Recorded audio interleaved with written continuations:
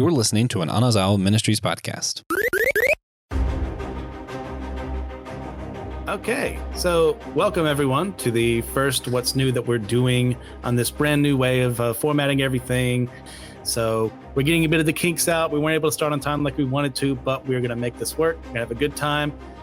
This is Systematic Geekology. We are the Priests of the Geeks. I'm your host today, Christian Ashley. I'm joined by Pastor Will Rose. How you doing, Will? I'm doing great. Glad to be here. And all right, we are also joined by our second-time guest, Pablo. Pablo, would you like to introduce yourself for people who don't know you from last time? Yeah. So we got cut short, but my name is Pablo, that's I am. So, child of God. Perfect. Pablo, where's home base for you? Where are you broadcasting from? I'm in San Diego County, Vista, California, to be exact. Nice. I'm way on the East Coast. You're on the West Coast. Christian's like in the middle, like in Kentucky somewhere. That's not necessarily the middle, but getting closer to the middle. Yeah. Okay. So we've got our first guests here viewing this. So hello, everyone. Nice to have you here. So we're trying to figure all this new stuff out. So sorry for any kinks along the way. We're going to get it done. We're going to get it done right because we have a very important topic to talk about today. And that is, of course, Spider-Man Across the Spider-Verse. Guys, this is probably going to be the main focus of our conversation the entire episode. And if we do eventually run out of ideas, I have something else to bring up. But for now, what are our initial thoughts? Pablo, go first, buddy. Oh, man. What can I not say about this movie? Actually took the half of the family to go see it. My wife and my daughter went to see it. I had great expectations. I think it's a beautiful, well-made movie in a way that you can tell there was some big money put in behind it. The animation style, it transports you from one universe to the other, and you can tell you're in a different universe, by the artwork. And then the artwork means something related to the culture of where they're at and how they were transported. So it was an immersive movie where you're like, oh, I missed that. Oh, wait, what was that? So it was a lot of, neck back and forth, but amazing movie, man. I was so happy that it was given the right honor that it deserved. We needed something different. Superhero movies are cookie cutters now, and This one, man, it was crazy. It was good. Yeah, this is one of those blink it and you'll miss it kind of movies. And definitely something made to watch again. And that's always good with a movie. Will? Yeah, I absolutely adore this movie. It was, man, it checked all the boxes for me. I loved the plot. I loved the art. I loved what they did with the multiverse. I love the characters. I mean, it had it all. I know in the middle towards, or maybe the third act, about like the 12th time they're flying through the city and there's so many things flying past me. I got a little disoriented. I was like, oh, wow, we're going to do this again. The fight scenes were really fast and quick and try not to get dizzy. But all in all, like the entire movie was so good. And it was, like you said, you blink, you miss it. I took my wife to see it. And she was, we went to a movie theater where you can order like a meal and then they bring it to you and then you can eat it while you're watching the movie. And there's a time when she was bending down, like fixing her salad, putting the dress on. And I was like, no, this is important. Why are you looking at your salad? You need to look at the screen. And she only looked down for like 10 seconds. I'm like, I think you just missed something. Like, please pay attention. I was trying not to geek leader. Yeah. Like that thing of like, hey, you need to pay attention. No, it's like, just experience the movie. But all in all, we'll get into the plot and those kinds of things. But in terms of probably you're right. Like noticing the details of the kind of art that they use for particular scenes and the particular characters to have in their own person. The art had its own personality in itself. And, It was just wonderful. And then the characters I really enjoy and care about. And I think that some of the movies and superhero movies that just kind of have their formula and throw out, we're just going to do a superhero movie and have some action and good CGI. It's like, well, if I don't care about the characters,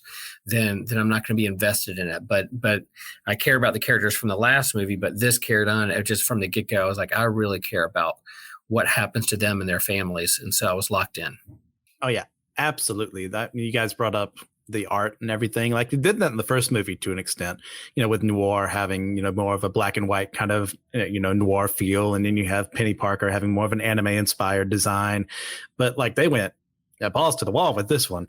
with like Hobie's appearance. You've got Spider-Man India, like all the way that they played with how these different universes, what they would look like design wise. Ben Riley. Oh my gosh, yes. Our poor little edgelord. Mm-hmm. Okay, so like, what do you guys want to focus on? There's a lot to talk about in this movie. Like, let's just have at it. Man, where do we start?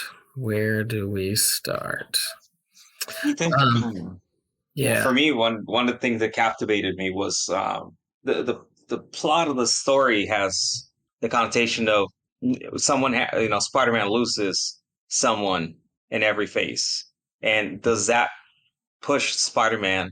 And I was trying to reflect on the biblical side of that, right? We all lose somebody at some point, and so what does that death means to us, and how God uses it? And I think that was a central focal point of him being an anomaly that wasn't supposed to happen, yet he has to lose somebody. So that's where I was trying to focus, because it's going to get resolved on Beyond the Spider-Verse. But there was that question where Miguel O'Hara was concentrating on, like, hey, this guy's an anomaly. We have to keep him away. The more he touches universes, the worse it gets. Yet, why does he have to lose his father? Like, it just, so that's what I was enjoying, because that's what's going to be the premise for this third movie, which they ended it beautifully. There was the room was divided, like, oh man, what? But I think the way they ended it, it's not like there was no extra scenes at the end. It was just like, hey, he's returning on this movie. But I think talking about that premise, can help us also understand, when we lose somebody, what stance are we going to take on? It can either completely destroy us or fortify us. How can we, how is Spider-Man using that death? Because we saw them all. It was amazing to see all the generations of Spider-Man that lost somebody, and how they shaped them to be the superhero, the one who is risking all of it to save, so it was one death over millions of deaths, right? Yeah. That's the point that I meant. It got me. I was trying to think about it, and I still pondering about it. Oh, yeah, we should also mention that we're talking huge spoilers, by the way. So if you have not seen the movie, like I can't do a not spoiler cast about this episode. We got to talk about everything. So Will, go ahead. Yeah. No, I think, I don't know, has the phrase canon event ever been used in other spaces? Like, I'm trying to remember. I mean, we definitely talk about canon, but canon event in the moment. As far as Marvel is concerned, not that I'm aware. I mean, you've got your Doctor Who kind of sense of a fixed point in time. And there was something mentioned. Where was it? Was it Loki? Where they had they had a sacred timeline, which obviously was just there for Kang's benefit. But like, there was another phrase they used. I can't get off the top of my head. Yeah, I loved how they used canon event, because we use, in Christian circles, the canon of Scripture. And as Star Wars fans, we hear a story. Is that canon or not? Is that character canon? Is this video game canon? Is this comic book canon? The main canon is the main movies, comic books for Spider-Man. What is canon? What is it? What's a what if story? What counts? What doesn't? And so to link the webs of the multiverse together by canon events, that's the common thread for every single version of Spider-Man or Peter Parker, I thought was absolutely brilliant. And so, and I think that's where the tensions on the line of this web is that you have Miles, who's like, we're here to save people, we're heroes. And then Miguel is like, kind of like, no, we need to allow these canon events happen so you don't destroy the whole web. And so that tension there, what is canon, what's not, are we there to save people or not, I think was just brilliant. And so that whole thread, because the multiverse can get complicated. It can get super convoluted. Even my wife was halfway through, was like, not just because she was eating her salad, but she follows these movies pretty good, but she didn't read the comics. And she was like, yeah, this movie is getting to be too much. I don't know what's going on. She's super smart. She follows everyone really well. But I get it. Like, it could get really complicated fast. But I have those canon events that link everybody together and bring them together, I think is pretty important. And then for us geeks to talk about what is canon, what is not, what links, I think is important too. And Pablo, as you said, like those sacrifice moments, what is, we're one bad day away from being a hero or a villain. How do we respond to that grief? How do we respond to that event? Are we gonna break bad and like Prowler at the end of the movie, because his dad died and didn't get bit? Or are we going to be a Spider-Man who says with great power comes great responsibility and do all you can to care for people? So I think all those characters that were just flooded into this story, you cared for all of them because they had a Peter Parker story where they lost somebody and they're wrestling with grief and whether to do the right thing and what to do with their power and how to be responsible with it. So I think all those things wrapped up, and plus was just the super action, the music and the playlist. It was just excellent.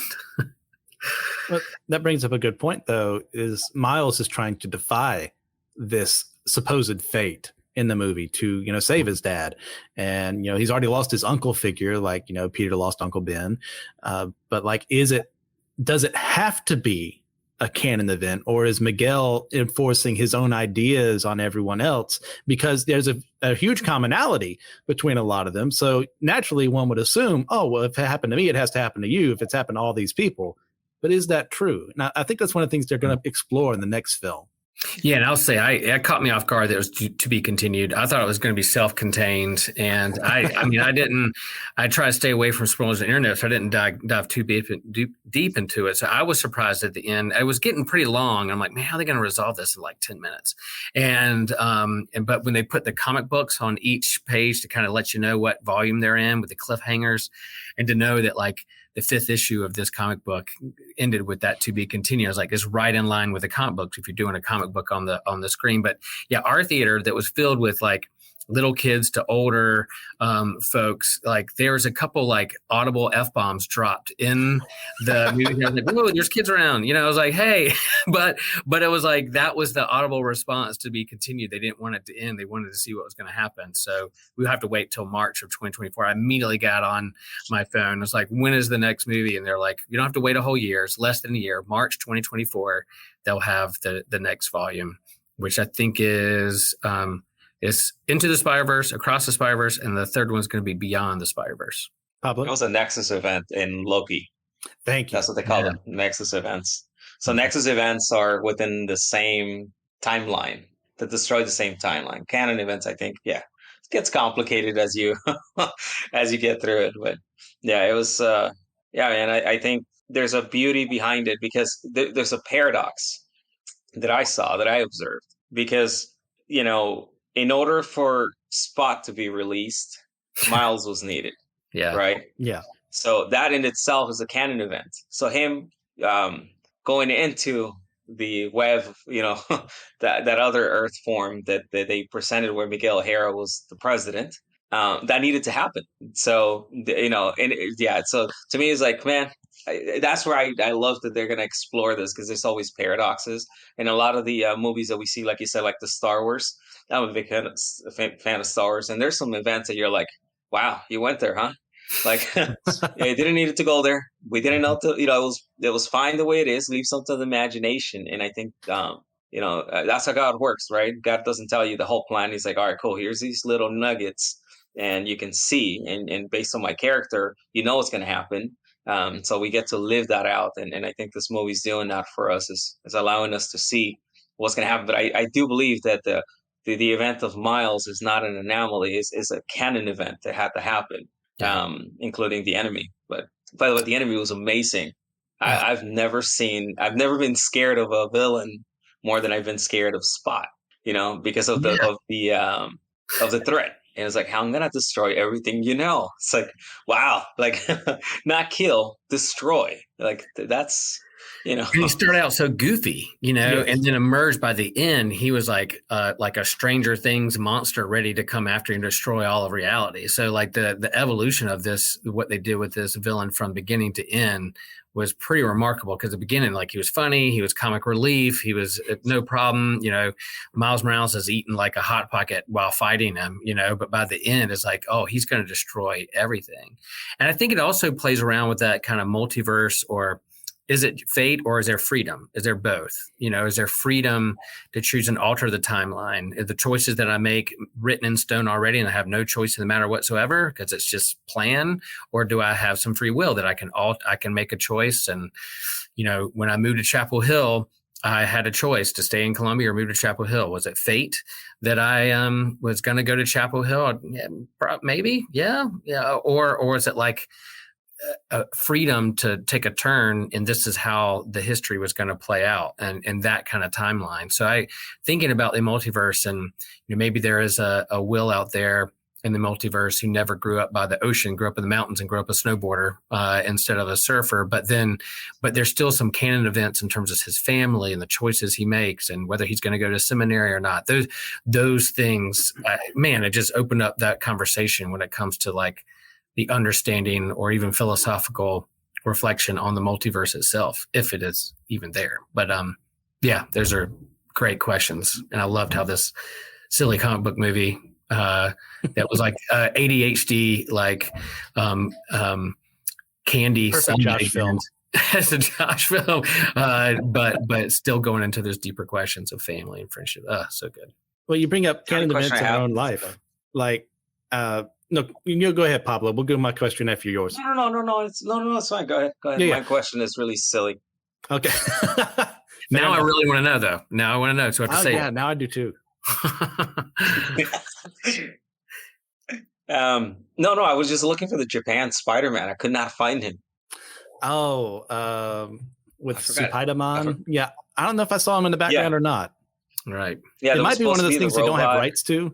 Oh. No, I heard it was going to be in there.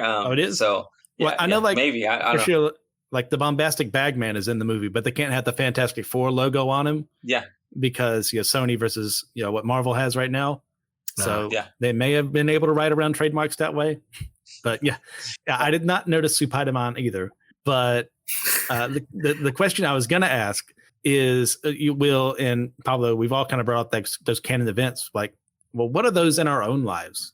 Can you think, it doesn't have to be a single moment. It could be a couple. It doesn't have to be the most serious moment ever. But like a moment you can think of, like, if this didn't happen, I'm not where I am right now. Mm.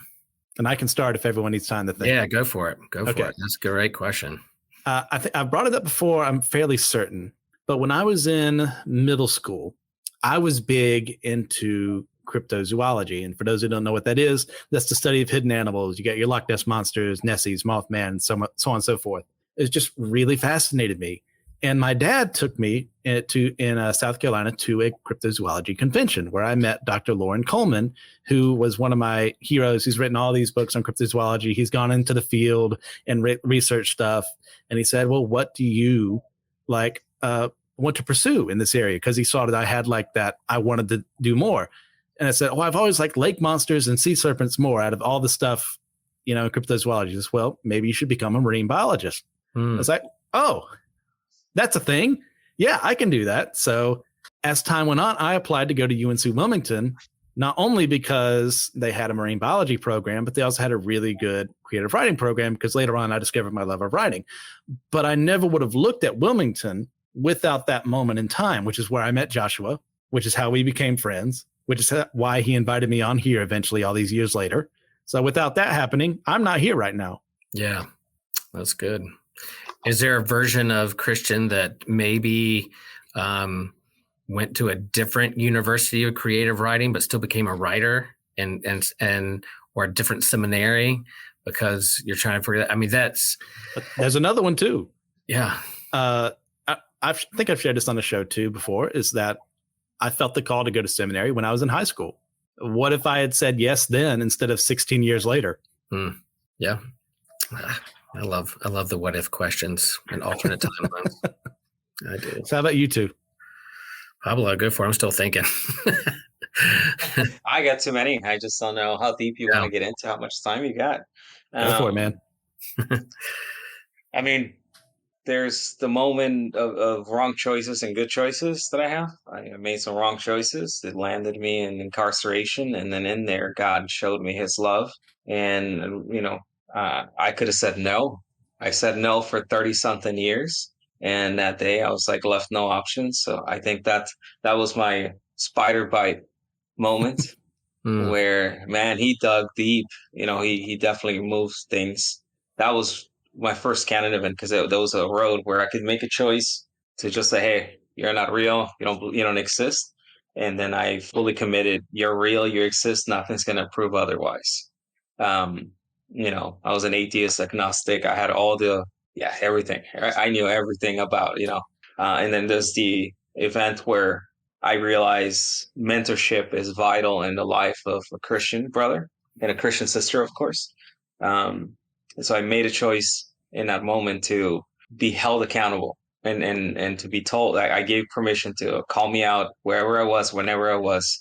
I relinquished my cell phone to friends and family. That was a canon event there because I couldn't, it's easy to hide behind that screen. And those were moments, again, that was another, like my Mark II suit of a Christian, like saying, okay, I'm willing. And it was tough, man, being held accountable and people it can be hard on you, but they do it because they love you. And then the last canon event that I had in my life was deciding to do the same thing for others and stepping up forward and saying, I'm going to take you under my wing. I'm going to be responsible for you. Because it's easier to call somebody out. You can say, hey, you're doing wrong, whatever. But you have to do life with them. You have to spend time. It's training, I love when Peter Parker came to the defense of Miles Morales, sort of he did. But he's also telling him, hey, you got to pay the consequences. You're like, you messed up here. Like, you shouldn't have been here. But yeah, hey, come on, don't be too hard on him, He was like Paul to Onesimus, here's a letter of recommendation. Dude, I trained this guy. He's good. Those were canon events in my life where, thanks to those moments, to make that right choice, man, my marriage got better. My relationship with my kids got better. I was able to be a better friend, a trustworthy friend. You can be a friend anytime, but I think a trustworthy, godly, accountable friend. Yeah, those are my 3 moments. I mean, from there I can expand, but yeah, I had those 3 events, three Mark, and I still have more Mark 4, 5, 6 suits that got suiting up. He's always. You need this other technology in there. Now you need infrared, and now you can shoot rays through your hands. So it's amen. Yeah, Spider-Man had his iron suit too. Like, there's some crossover. There's some crossover there. Yeah, I think. Yeah. I love this reflection on like what's the spider bite, and then what's the sacrifice or the moment of loss and grief that then pushes you to go deeper and reflect on what your superpowers or gifts really are, right? And so I like that reflection. So I think, I think of will and canon moments, like regardless whether my setting is at the beach or in the mountains or on the farm or something like that.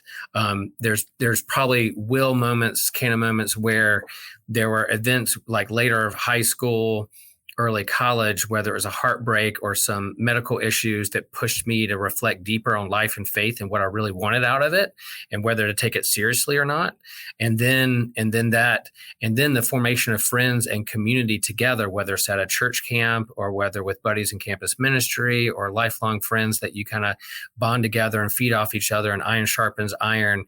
And then what's next? So I think those canon events, regardless of my setting, India, Brooklyn, or the beach or the mountains or the Piedmont of North Carolina, there's these events that draw you to think deeper and reflect deeper, whether take your faith or life seriously. And then it's those grief moments, sacrifice or loss of a loved one that says, what is this about? And what am I going to do about this for others? And so that draws you to use, hopefully, your gifts in stewardship of gifts and your power with responsibility and on a whole different level. So I think of those events. I can pinpoint some times in my life where that played out, and that hopefully will always play out regardless. And of course, there's the canon events like, when I meet my wife, my kids, I would hope that, but who knows? Maybe there's other multiple timelines where Will didn't meet so-and-so and met someone else and had a different kind of family. Who knows what that looks like, but what's the common thread that makes Will and the choices he makes, I think is it's pretty important. So, man, good questions. Good. Well, going on that whole idea of having canon events, well, who says that's true? I mean, at the end of the day, who makes Miguel more qualified than anyone else? Now, surely he went through an event where he really screwed things up immensely. And there's a lot of trauma coming from that. But I think that's a very human and prideful way of looking at things. Mm-hmm. Since we don't see time the way that God does, and we just assume like, oh, well, this happened, therefore it must happen also to other people, or it would have happened to me regardless of the situation. Or if I'd done this, things would have been different. And I think ultimately part of that may be some of us going, well, if I had done this differently, I would be better. And, I'm in ultimate control of my life anyways. And it's like, no, not quite how that works. I could tell how many times I've been brought to the point of brokenness because I'm a very stubborn, idiot, egotistical kind of person who needs to be backed into a corner before I say, okay, you're right, God. And I think that's part of what's happening to Miguel. Now, I can't say that for sure, but I think sometimes we look at canon events in the sense of trying to give a name to something and kind of messes with it. Go ahead, Will. No, I wondered if there is somebody behind Miguel. Like, is he the one who's controlling that, or is there like a Madam Web that's behind it all that will be revealed in the next movie? There's someone behind all that, the canon events, or dictates. He's just kind of like the sheriff deputy, kind of in charge of doing this kind of thing. I'm curious if there is something behind him, or if he'll be converted, or if he'll just kind of perish holding on to his ideology. I'm curious because there's that rebellion going on, but even Jess Drew was kind of like, all right, watching and seeing Gwen Stacy be like, all right, I kind of see where you're going, where your heart's leading, and maybe that's a better choice and better path than what Miguel's been doing the whole time. So it's interesting her switching teams there at the end, or rallying around to go different directions. If who's behind it all, and if there's like something set in stone, or if there's a different way of looking at it that hopefully they'll say. I mean, I trust the people who write this. I mean, man, in terms of how they handle these comic book characters and how they understand comics and art and storytelling, I trust they'll make a good choice in the next one. But we'll see. We'll see how that plays off. If there's a bigger baddie behind it all. Oh yeah, but that also kind of gets me on the idea of we're wildly off my notes, but that's okay. You get that concept in time travel fiction and multiverse fiction of, fixed points in time. Like I said earlier with Doctor Who, or canon events for Spider-Man in this sense of like JFK has to die, or Hitler cannot be killed. He has to rise to power. Like what do we think about if such a multiverse exists? Do those things have to happen? Or what's the point of a multiverse if things don't happen differently? Yeah. It's a very wide question. It could have been its own episode. Yeah, it really could. But I'd love that trope. I'd love it. Like, I mean, I know some people get frustrated with it, but I love the mental gymnastics and exercises of thinking of what ifs and timelines and should it or should not. Like, I love that stuff. So those viewing at home, chime in the chat. What do you think? Let us know what you think. Do you have a question? What's your hot take? But yeah, I don't know. I guess there may be a time in my life when I thought that some things have to happen. Yep. I'm a little bit more like it has to be this, that, a little more black and white. I guess as I get older or whatever, I don't know if I just don't have enough energy or if I don't care as much. But I'm kind of like, yeah, I'm open to possibilities. I'm like, let's, yeah. Does it have to be that way? Maybe not. Let's go down a different timeline, see and explore. I'm more curious about what goes down a different web to a different place. But yeah, I would hope that Hitler's not a canon event, that he has to rise to power. That I hope there's a timeline where the Holocaust doesn't happen. That we kind of nip that in the bud real fast. Hopefully in another version. But yeah, maybe there's other things like that too. It's the whole thing with predestination. That's an argument within itself. It divides and it conquers. And it just it's some people can be on one side, other people can be on the other side of, God knows it all. So if he knows it all, he knows everything's going to happen.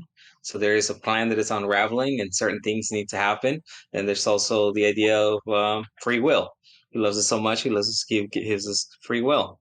So it is a tough question, but we are asked to speak of those things and to debate those things for the progress of edification of one another, so that we're better equipped and not ill equipped. So pondering those questions isn't a wrong thing. Is forcing our opinion on one another is the wrong thing, because that's what Miguel O'Hara is doing. He's suffering from grief, and this is the way he's grieving. You saw that his earth was consumed by this event that he decided to be in, but we don't know. See, it seemed kind of rare the way it happened because it's never been explained that's how it happens.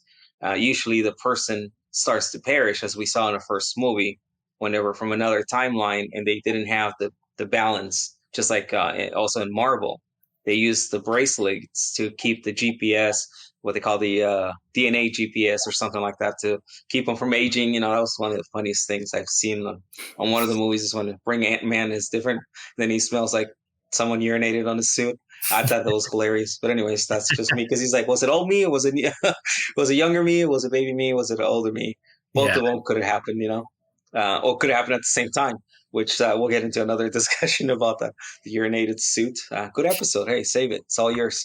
But yeah, that's one of the things that even, you know, it's hard not to post our feelings and our experiences and automatically deduct. Like if I see you, I could say, hey, you're thirsty. And be like, I'm not thirsty. I'm fine. But I see you as thirsty. So you should be thirsty, because that's the way I look, that I'm thirsty. So whether that's a fixed point in life or a fix, it's just, so yeah, it's such a good topic, because instead of us forcing the other person to respond to us, if we can sit there and analyze the situation, get to know the person, we can figure out, oh, okay, this guy is leaning, you know, this guy needs some help. I don't know how Miguel O'Hara can explain him being there destroy the entire universe, or what it, like, I don't know how much it was destroyed, right? It's and then he's a vampire. There's so much to it, you know, that he is strong, that you're like, there's more, which is so amazing, because they left so much to the story, you know, that we're wondering how this is going to evolve. And it's the same thing in our lives, you know. We're a mystery within itself that's unraveling in different ways. So when we look at somebody, we automatically deduct, oh yeah, this is what they have, and the person's like, no, not really. Because I've had that. You probably had that experience where someone tells you, you okay? And you're like, yeah, I'm doing amazing. So why do you look like that? I'm like, I don't know, that's the way I look. What can I do? You know? But you know, well, did either of you read the 2099 comic at all? Yes. I don't know if some of the backstory there of him actually being a vampire or not, but that's more like an artistic choice. Okay.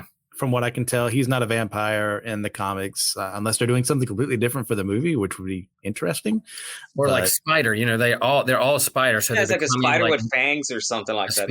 Yeah. His mutations affected him differently than everyone else, because it was a different type of spider that kind of bit him. So he's got, you know, you can get those claws. He's got the talons, and he's a little more different than them. It's one way to kind of differentiate him that Peter David did when he created him, like to make him, like he wanted to make Spider-Man, but he wanted to make someone who wasn't Peter Parker. Yeah. And Miguel is very obviously not him. I'm definitely going to go back and read it. I mean, they've lured me into that. Like that was kind of the gap of when I was collecting comics when they were coming out. I guess in the 90s, I wasn't collecting then, but I definitely want to go back and read. Now I'm curious about that particular character, and I missed the whole Clone Saga too with Ben Reilly. But I know in the comic book, yeah, no, I'm better off. But the fact that they kind of made him kind of a tool and like perfect pose and the memory, like he was just such good comic relief. Quick question from you guys. Like in terms of other than Miles Morales, is there or Gwen Stacy, because they're both like the main characters there, is there a character revolving around this particular movie that stood out for you that's your favorite, that you're like, I really love that character? I'll tell you the one that made me laugh first, and I'll get my actual answer in a bit. Mm-hmm. But when we get to Lego Spider-Man, yes, and that scene where Miguel says, you're one of my best operatives or something, I lost my ability to not laugh. It's like, there is no way they made that a line in this movie, that Lego Spider-Man was one of the best operatives that Miguel has. Yeah. That was the best. That was so good. And I guess how they got the rights to Lego, I mean, it looked like something right out of like a Lego movie. Yeah. And it was brilliant. My actual answer would actually be Spider-Man Indian. I'm not going to say his name out of respect, because I will butcher the heck out of it.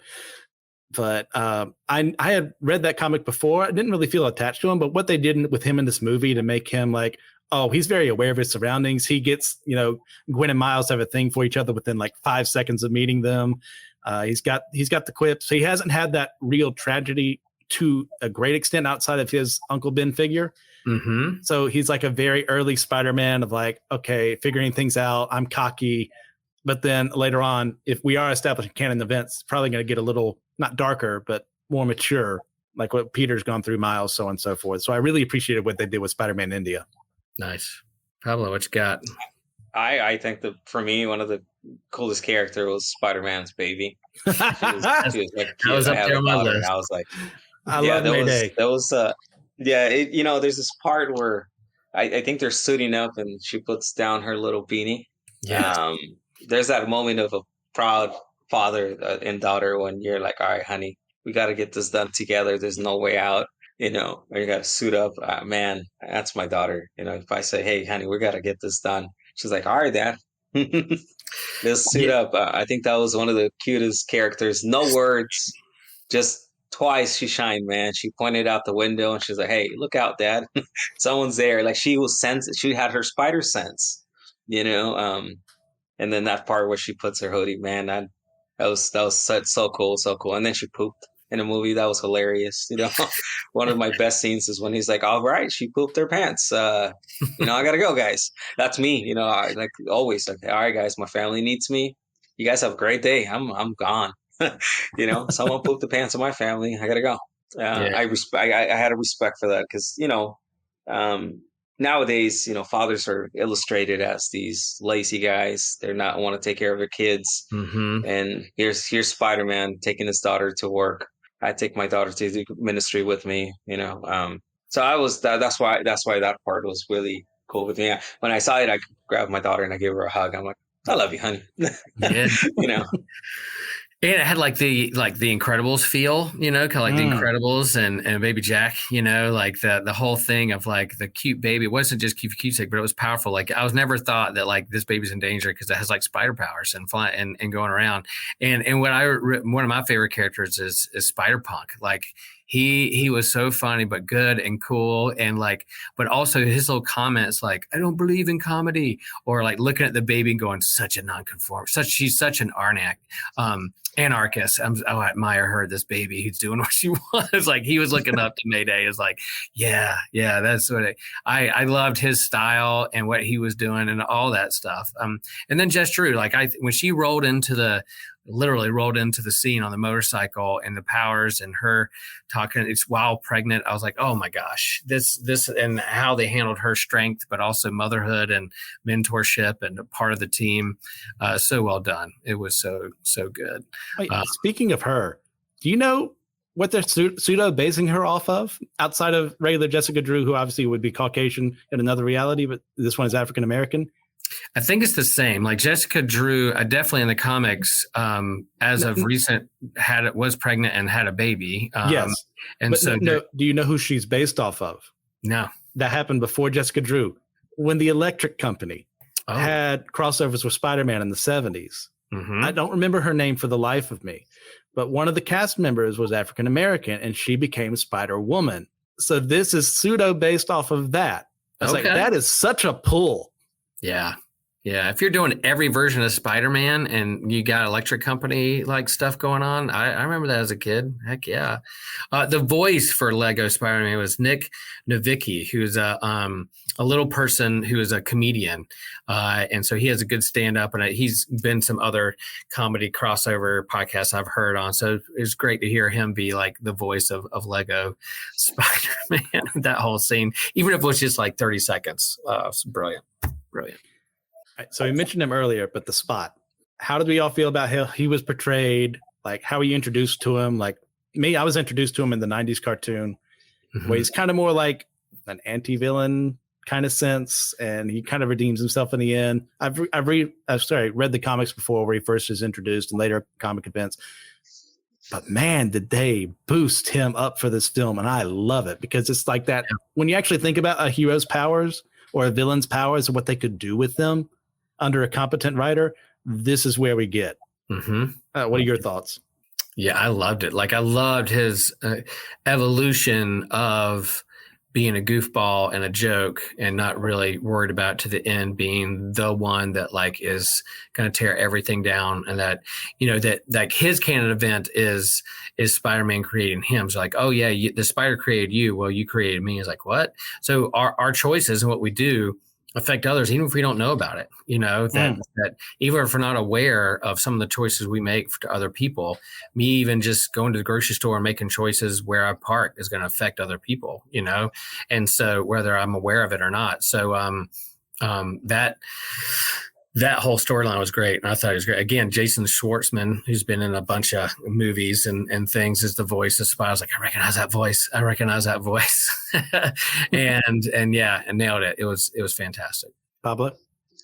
Yeah, I mean, I used to have his toy. No one had his toy.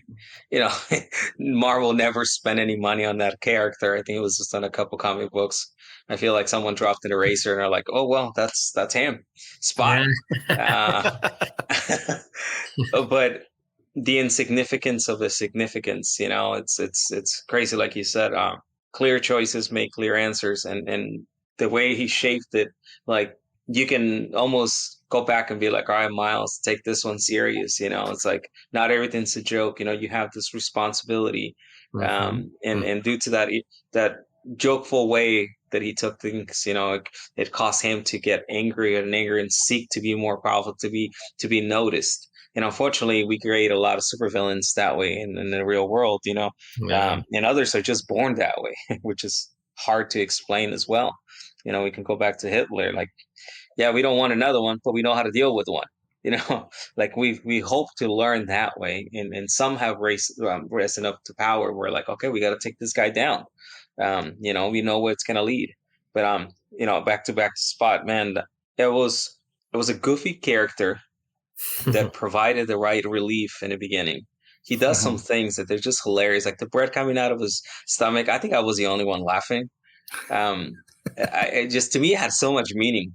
Here's a loaf of bread. The guy's just standing there. He's trying to steal an ATM, and he's such an idiot that even by trying to steal it, he can't steal it. Like, he puts it to the ground. It comes out somewhere else. He touches something and he goes somewhere else. So he's completely without mentor, he's just doing life, walking around, making mistakes. And then he fights Miles Morales, and you can tell he's not fighting. He's just like trying to fight, but he doesn't fight. He's just, so such a cool character. And then the consequences of that are shown at the end, and you're like, oh man, this guy's, scary. Like I said earlier, his best line was like, I'm gonna destroy everything, I think that's way worse than telling somebody I'm gonna kill everybody, because that means he's gonna hurt people really bad to a point that's gonna bring them to their knees. And I mean, that could mean everybody. So while he's saving somebody, he's attacking somebody, and while he's attacking somebody, he could be all these things. So such a cool character, man. I'm waiting for the day they give him justice and they make a good action figure so I can purchase it. Nice. Really nice action. It literally had a hole that you could put your finger through and it comes out like somewhere else or something. Like they make it. Really that would be the day, right? Technology. But You're right. I think. Yeah, he had a learning curve too, right? He started out kind of goofy, but he learned along the way. Just like Spider-Man always has a learning curve of trying to figure out his powers and how they work and getting better. He had a learning curve too. And you're right, probably like he even says, I didn't think about it till you said it now. Like he even says in that little supermarket Zip Mart like gas station, he's like, why do you always have to have the joke? Why are you always joking? Like, I'm just trying to like survive here. I needed to eat. I need some money. Like you ruined my life and I'm just trying to survive. And you're coming at me with jokes. And so, maybe, I mean, that's my default. I'm always joking around to cover up for things. So maybe I need to like pump the brakes on my Peter Parker, like banter in real life. But yeah, that's a bit of a deconstruction of Spider-Man's MO, is that he's always wisecracking. He's always trying to trip villains up, to make them mad, to make them make mistakes. And sometimes, I mean, as someone who's also very sarcastic, someone who loves to make a good joke, I have had to learn over time that I can't always do that around people because some people are more sensitive than others. Yeah. Amen. And that's not their fault.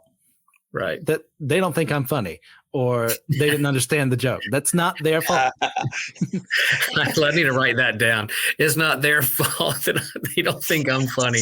I don't know. That's a good confession. Like, I need to say that every morning when I wake up. Will today, not their fault if they don't think you're funny. So good. I think of my siblings. Yeah, Like, Gwen Stacy did the same with like she was quipping at like the 16th century vulture, or Yes. something. She was doing the same. Her banter is good. Her character, she's right in line in continuity with Peter Parker and banter and cool factor and quipping back and forth. But he was frustrated with that too. Like, why are you joking? And he was like, yep, it's there. Yeah. Whenever this comes up, I always think of my siblings, because my brother and my sister, they're like me in that, we're always making fun of each other. One will say one thing, one will try to one up the other, and it just keeps going. And like, for the most part, no one's feelings get hurt. But my other sister, she's not as quick witted when it comes to that. And she's more sensitive in some regards. So if I make a joke, and sometimes she'll have a comeback, but then I'll have one immediately right after, and she won't have enough time to think of something, and she'll get upset. And I've had to learn that if I want to love her, I can't treat her the same way that I do other people.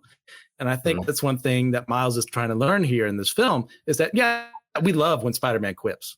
I mean, whether Peter, Miles, Gwen, who have you, but there's another person on the side of that conversation. Mm-hmm. Yeah.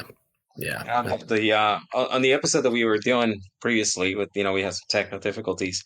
I had brought in the Romans 14:15, which speaks of the biggest division back then was, and it still is, vegans and meat eaters. and the application is that I was getting from that is God says, hey, if you're gonna sit with a vegan, that's okay. Don't eat meat. Like, it's okay. You don't have to eat meat. You also don't have to eat vegetables. You can sit there and just have a meal with them and let them have their opportunity. Let the strong brother receive the weaker brother. And then sometimes we think we're the strong brother, and it happens to be that the other side is the strong brother and we're the weak brother.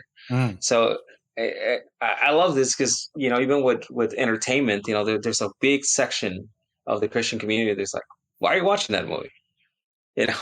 Or why are you being entertained by that? You shouldn't, you should only watch Angel Studios. And I'm like, okay, that's okay. Like, I see, I don't watch horror movies, but I don't offend people that do. I'm like, okay, that's the way you entertain, as long as it doesn't hinder your walk, fine. But I'm not going to sit there and watch one with you, but, cool. And this is one of those moments where we have to, tell our audience, hey, you can be entertained, but if it hinders your walk, you shouldn't, if it causes you to sin, then don't. If it causes you to walk away from God, don't consume it. But there are things that we don't agree all the time, especially with comedy. Like, I'm also a big guy that loves comedy, and I'm like always trying to throw in a joke, and but there's people, they just won't take it. They get offended quite easily. We had like this weekend, I was talking to one of my good friends. I was gonna lead into communion, and my friend was whining about it, and I said, perfect, you should pray for the wine. And then I went to the kitchen, I got some cheese, I sliced it, and I gave it to him. And he's like, what do you mean? What's this cheese for? I'm like, for all the wine you're doing, so it's perfect for you. So he cracked up, like he was like so loud, but the person who was next to him was like, that's so offensive. I'm like, to who? To him or to me? Because I thought it was hilarious. It's just like, no, to me. I'm like, well, then I'm so sorry. Like, I apologize. Give me back the cheese. But, it's just, maybe I shouldn't have thrown that joke in front of people, but it was just, it was funny at that moment, and he laughed, but the other person was not too fond of my slicing of the cheese and telling him he was whining too much, and then prayed for the wine. But yeah, it's just, it's just a thin line, and we just have to have grace and mercy for one another. God gives it to us. So even on the other side, we should all try to carry a little bit in our pocket. I always tell my friends, put grace on your left pocket and put mercy on your right pocket, and then just go out and sprinkle it everywhere you go. We all need it. Nice. Yeah. Well, I know you have to leave in a little bit, so I'm going to give you some time. Like, anything else you want to talk about real quick before you have to head out? No. I think just all in all, the movie itself is pretty remarkable, and what they've done with it, and the storytelling and the style. I mean, even, before this movie, I saw the trailer to the new Teenage Mutant Ninja Turtle cartoon movie that's coming out this summer, and it looked slightly like the art from this Across the Spider-Verse. Like, I was like, I like that trend. I like computer generated art, and kind of how do with Clone Wars and that kind of stuff. But man, if you can go back to like an art style where I see like a comic book come to life on the big screen, I'm there for it. And the plot itself, was good too. It wasn't just great art. I loved the way it flowed. There are parts that were really, really busy, and I was like, oh boy, I'm gonna get a little seasick here if they keep doing this for another 30 minutes. But all in all, I cared about the characters. It led me down the road, and I can't wait to see what happens next. Didn't know are you guys going to keep going here for a little bit, even if I pop off? Pablo, do you have time to stay? If not, we can end right here. You're muted. Oh, sorry. Yeah, I got about another 5 minutes or so, but okay. We can edit anytime you want it. Okay. Yeah, I can do 5 more minutes. I didn't know if you want to do recommendations or ratings and that kind of stuff too, Christian. Yeah. So yeah, let's go ahead. Let's rate the movie. Okay. I'll give it, since the story is not completed yet, there's still a chance they can screw it up. So I will say a 9.5. Oh, okay. Because I'm very positive about this movie. I like it a lot better than the first one. And I like the first one a lot. Nice. I'll give it a 9. According to some Reddit threads, they have the plot already written out, and there's some really good writers. Now we have some sort of a strike going on, so I don't know if there's some issues with that. But I think it's a good movie. I mean, 9.5. Go. Even if we spoil it a little bit for you guys, I think it's still a good movie to go watch. It has amazing replay value. Mm-hmm. So it's something that when it gets to home, you're like, okay, pause. So yeah, to me, it's a good solid 9. Yeah, we didn't even talk about everything at that. Yeah. It's definitely rewatchable in terms of seeing the little Easter eggs and the Spider-Man and the who's in there, who's not, and the movement and the coloring and all that stuff. I give it a strong 9. I think I probably would have done it a little higher, but Christian kind of shared with me there's still more to be told. But just on this, I hope it doesn't dive bomb after this or ruin it. But no, a strong 9. The only reason I don't give it a 10 is because there were moments it did feel a little long, and then some of the action sequences were way too busy for me, and I was getting a little seasick. But I all in all, it's one of my favorite comic book movies that are out there, just animated movies in general. So strong 9 for me. And then the playlist, the music was fantastic, and we'll wait. I'm hoping that they already have it written and they just need to kind of I'm wondering, how's the strike gonna affect this? You're right. Maybe, I don't know if they have it already filmed and in the bag, they just need to edit it and get ready for March, or if they still have to write and create it. Hopefully they just kept going there for a while. So I don't know, how does this strike affect this and other things? That's a big question. All right. So what did you guys think of the movie? Let us know below. Contact us. You can join us on Discord as well to talk about the film. Once again, this will end up on YouTube. So leave a comment, leave a like, help promote this video for us, help send it out to other people so they can see it. Thank you for doing this. Like I said, this is the first time we're trying something new with our YouTube content, with our What's New content. So let us know how it worked, what you liked, what you didn't like as well. With all that in mind. Oh my gosh, I almost forgot our call-off sign. I do every time. I still make up a new one every time, Christian, because I always forget what I did before. Remember, we are all a chosen people, a geekdom of priests.